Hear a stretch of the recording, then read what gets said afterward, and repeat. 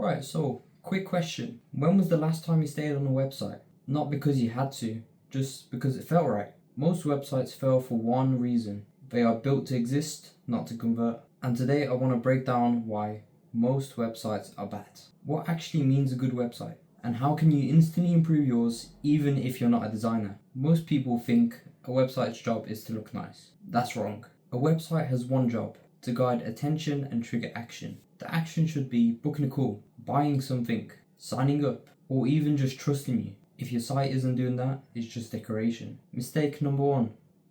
No clear purpose. The biggest mistake I see. You land on a website and for the first 3 seconds, you don't know what it's about, what's going on, or why you should even care. If someone has to think, you've already lost them. Your hero should say 3 things. What is this?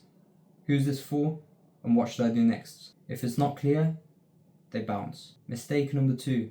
Design over function. Now let's talk design. A clean design is important, but clarity beats creativity every single time. Animations, fancy fonts, fancy components, headers, navigation bars, all of that is unnecessary. All of those fancy dark shadow effects, well, they're not really going to benefit the user, are they? A good design is invisible. Take a look at Apple's website, it's just there. Your layout should feel obvious. Your buttons should feel predictable. Your content should flow without an effort. Mistake number 3, no trust signals. People don't trust the website.